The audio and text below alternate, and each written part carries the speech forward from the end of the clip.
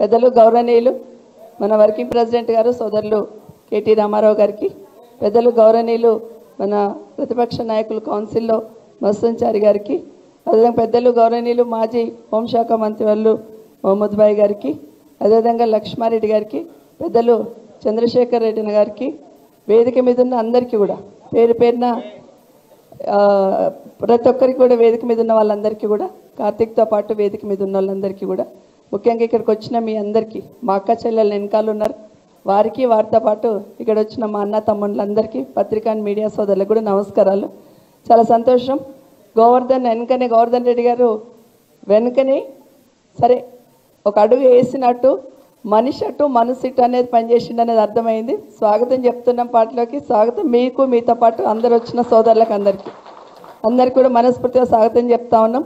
ఇప్పుడున్న పరిస్థితులలో మన రాష్ట్రంలో సంవత్సరంన్నర అయిపోయింది కాంగ్రెస్ పార్టీ వచ్చిన తర్వాత ఎన్ని రకాల ఇబ్బందులు అవుతున్నాయి అనేది మనం చూస్తూ ఉన్నాం.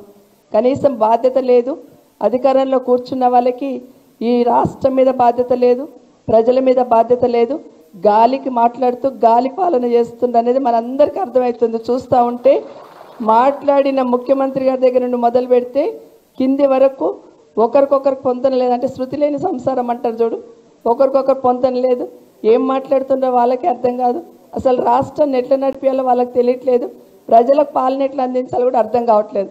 ఎందుకంటే సంవత్సరం నుండి చూస్తున్నాం ఊళ్ళో మనకు అందరికీ కూడా ఇక వచ్చే ఇందిరా మిన్లు వచ్చే అంటారు, ఇక వచ్చే ఇస్తున్నాం రేషన్ కార్డులు వచ్చే అంటారు.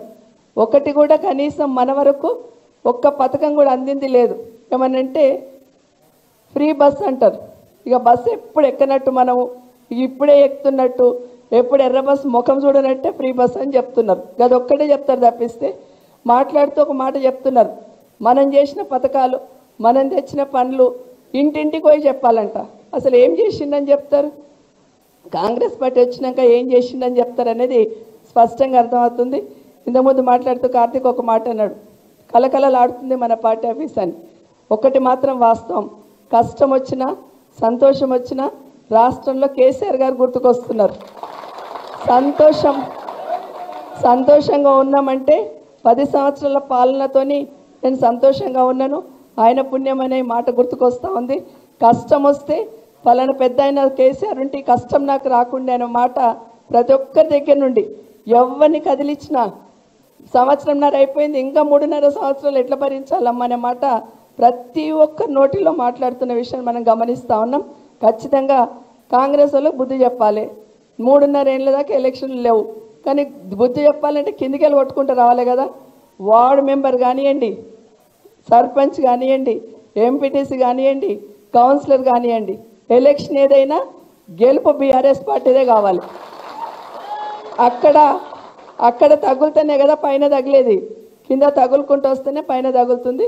ఖచ్చితంగా ఆ విధంగా అందరు కూడా కొత్త పాత లేకుండా అందరం కలిసి వచ్చిన వాళ్ళందరం కూడా పాత వాళ్ళందరూ కూడా కలిసి శంకర్పల్లిలో ఖచ్చితంగా మున్సిపాలిటీలో కానీ మండలంలో కానీ చేవేళ్ళ కాన్స్టిట్యున్సీలో మొత్తం రంగారెడ్డి జిల్లాలో బీఆర్ఎస్ పార్టీ జెండా ఎగిరేటట్టు మనమందరం పనిచేద్దామని తెలియజేస్తూ గోవర్ధన్ గారు వాళ్ళ టీం అందరినీ మరొకసారి స్వాగతం చెప్తా ఉన్నాను. జై తెలంగాణ, జై కేసీఆర్.